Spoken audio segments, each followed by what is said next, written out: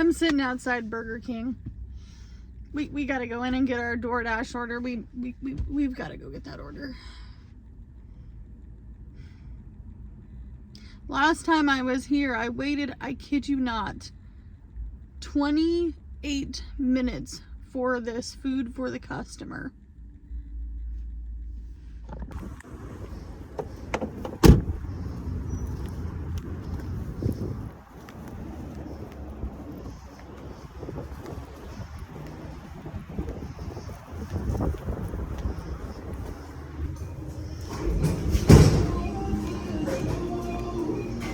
All right, let's see if it's ready. Oh, there's nothing over there. Nope, nothing. Have a good day, man. Thank you so much. I appreciate you.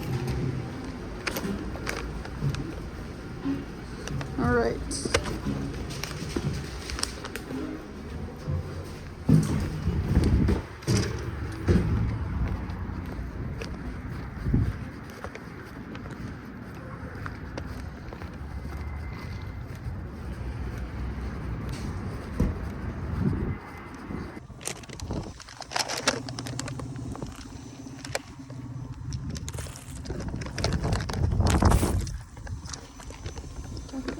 The door won't shut. I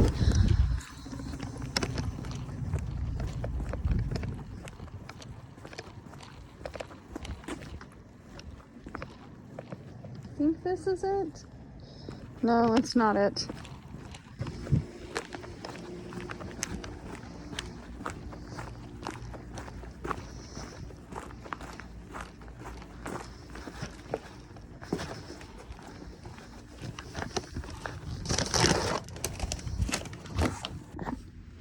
Everybody, it's Amanda. I am sitting here in my car. We're taking a break. I've been out working since 6 a.m. and I want to get this video done because I have been sitting here recording this video probably for 30 minutes and the people in the parking lot are starting to look at me like, what's that little gal in the Jeep doing? So if you are new to my channel, welcome. My name is Amanda. I'm 35 years old. I live in the state of Oregon. And I have been on a low income all of my adult life. So we're going to talk about health insurance. You're probably going, what in the heck is going on with the title of this chick's video? And the truth is I have been on 2 government funded assistance programs for probably all of my adult life.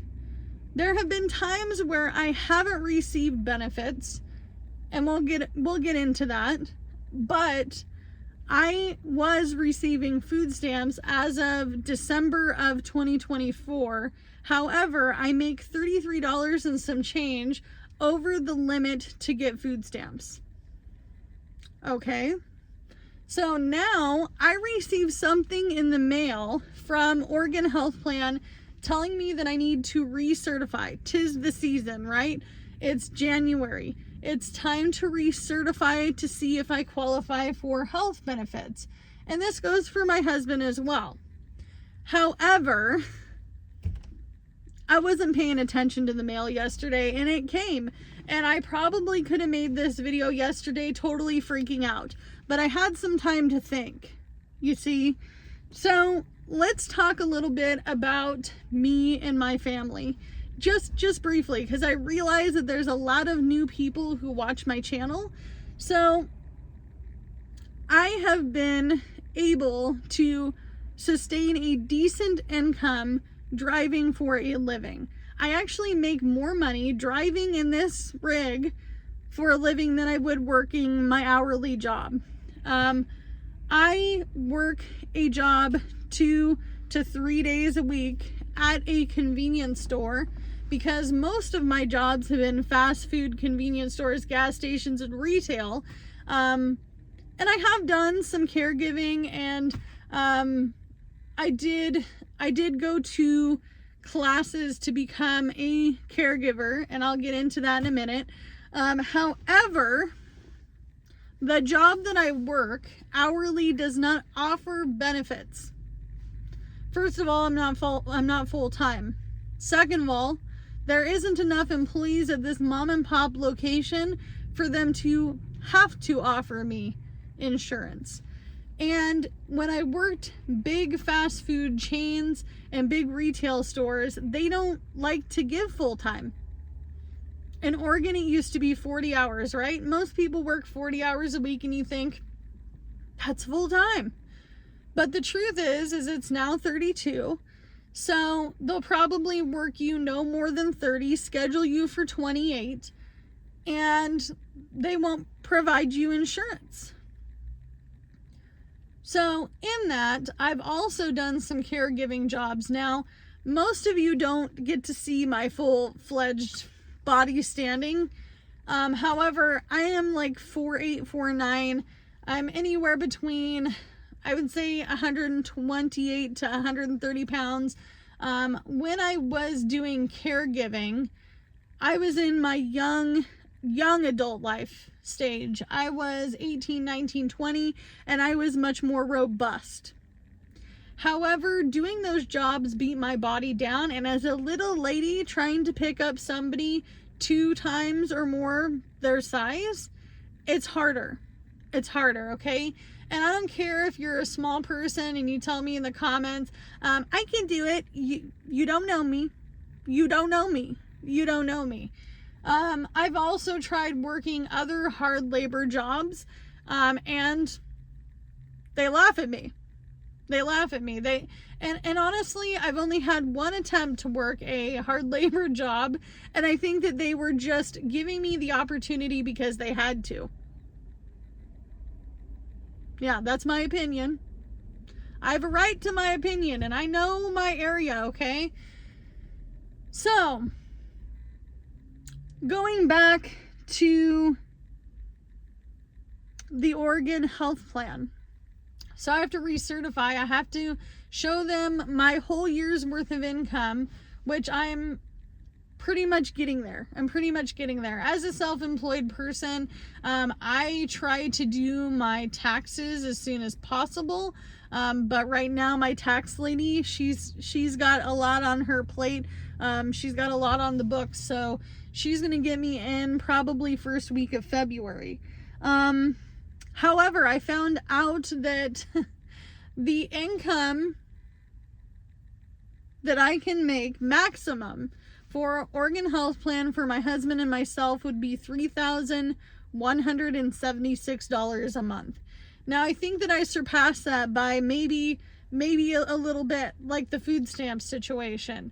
And maybe there was times during slow months like January, February, where I didn't make it. So I think it's going to be a gamble. I'm not going to not apply. However, I do have some concerns. I have viable concerns. Like when I got the letter, I originally started to go, oh my gosh, I think it's happened. I think I made over the amount that I'm allowed to make. And my number one concern is that I have hyperthyroid Graves' disease. I've had it for the last 5 years, and I recently, with OHP, just got approved to do a thyroid ablation.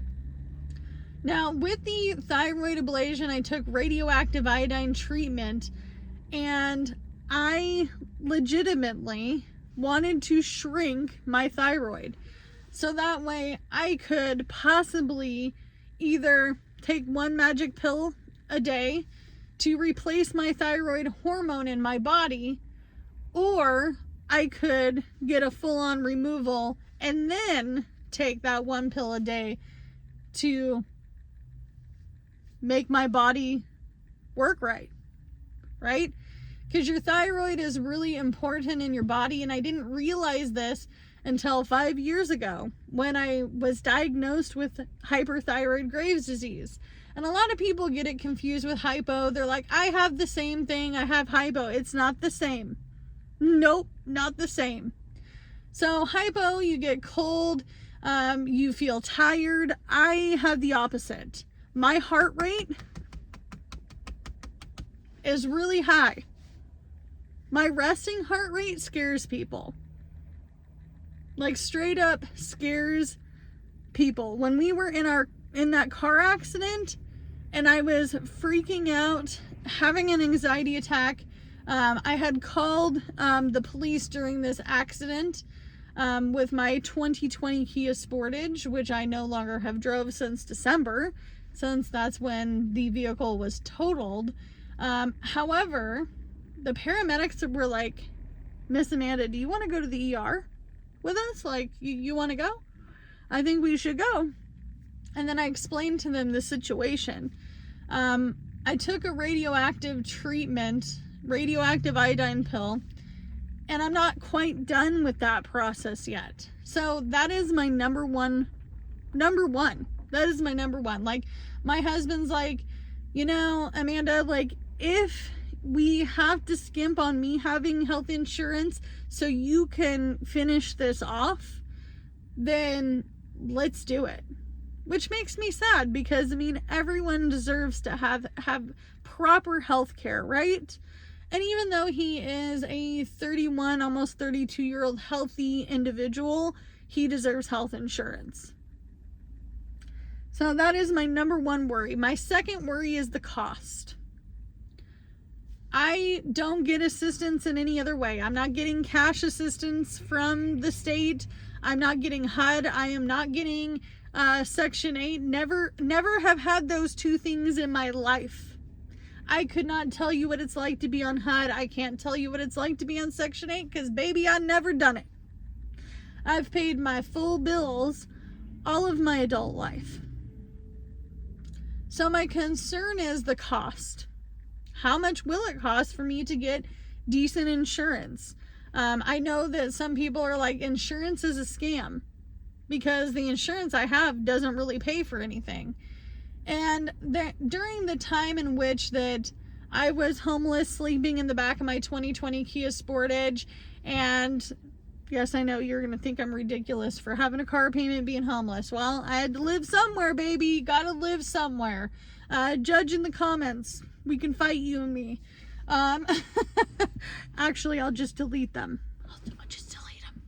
By the way, any negative comments, it's likely that I've blocked the words you're using, so we would just have a conversation between you and me. Nobody else is going to see it. Okay? Because I block certain words on this channel. However, when I was sleeping in the back of my car, working 2 jobs, I lost my health insurance. And during that time, I wasn't taking good care of my health. I wasn't taking good care of my health. I wasn't taking care of my hyperthyroid Graves' disease like I should have.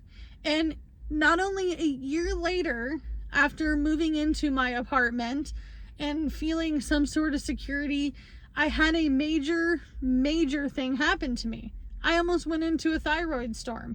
I could have been no longer walking, talking, moving, breathing, pushing air kind of thing, And I didn't take it seriously until that happened. Till they were like, you were lucky to be alive. So, I gotta look at my notes. Cost. So that's it. That's my worry, is the cost. Because I want to be able to finish this process off with this thyroid disease so I can just take 1 pill a day that replaces my thyroid hormone in my body, telling my body, hey, we have a working thyroid even though we don't, because that's important to me. It's important to me. What if I have to go through another round of radiation? What if I have to and I don't have proper health insurance and I don't have any money? Then what? The other thing I worry about is, if it is not affordable, what am I going to do? What is going to become of the situation with my health? I mean, right now, my thyroid levels are under control and I'm not in the immediate danger to have a thyroid storm. Knock on car. But it could happen. Now, you're probably thinking, Amanda, just go find a really super good hourly job. I've tried. I have legitimately tried. I make more driving than I do in an hourly job. And I will say this though, there is a little silver lining.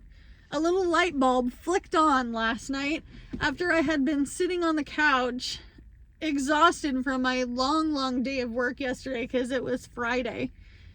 And I thought to myself, stop being mad, stop being upset, stop crying about it in the shower. I had to go take a shower to soothe my anxiety. And the silver lining is so important that you need to hear this, because if you're dealing with this too, you've lost your insurance through your state, you no longer are on food stamps, and life is kicking you down, and you're paying more for food and more for utilities than you ever have, and everything just keeps going up. It just means that you have to make more money to afford those things, right? So in my mind, I keep thinking to myself, I'm making more money. And to be honest with you, it's true. Am I still on a low income in my area? Absolutely. Yeah, I'm not making 25, 30 bucks an hour. I'm not making that. I'm not even making 20 bucks an hour at my convenience store job. I'm making 14, which seems great for you guys who don't live in my state. You think, woo, 14 bucks an hour, wish I could be making that, but it's really nothing here. It's nothing. I live in Oregon, it's nothing. Go try to make 14 bucks an hour in California and rent a place and pay for your utilities and your food and your gas and your insurance and your maintenance of your vehicle. Try to have an emergency fund. Good luck. Good luck. It's the same here in Oregon. It's the same. Not only that, but I get taxed at a higher rate because I'm not paying for taxes on things I'm buying. I pay taxes on fuel, but all of my taxes come from my income, like 24 to 28%. But the silver lining, let's get back to that because it's so important, because I could have flipped out and lost my mind, right? And as I'm sitting on the couch, worried and reading all the documentation, I'm on the internet, I flip the screen of my computer half down, and I look over at Jordan, my husband, and I say, you know what? He's like, what? I said, I think that this means that we might have a chance. And he's like, at what? What are you talking about? Like, if we have to buy our insurance, like, that takes away from our income, right? And I'm like, I mean, yeah.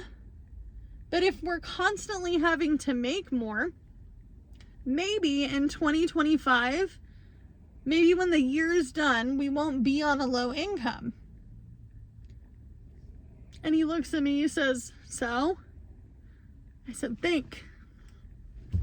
Why are we trying to get out of debt? Why are we trying to get out of debt? And he's like, so we can sell our manufactured home and move. And I'm like, yeah. But what happens when you move? You have to find either an apartment, a house to rent, a townhome to rent, somewhere to rent. But I could possibly actually qualify, not just dream of actually qualifying for being able to have a home loan. Like, I'm back in that realm. When I worked at the call center, I wasn't paying for health insurance, and I was making pretty decent money to the point where I could have possibly qualified for a home loan. But in my 20s, I wasn't thinking. Now that I'm in my 30s, I'm thinking. In 31 years, when I get to retire at 70, probably longer than 31 years. I can't math today. We can laugh about that in the comments. But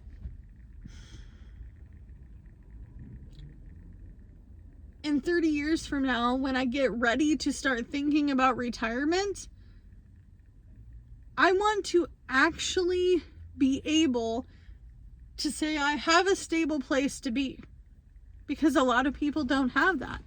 They just don't have that. So I have to think of a lot of things. I know that there's a lot of government assisted websites out there. I'm sorry if you're going to leave me a comment and it's going to be some sort of advice. I will promise to look into it, but I don't like to get advice from people on the internet. I like to talk to a human who does things like this for a living and figure out what I need to do.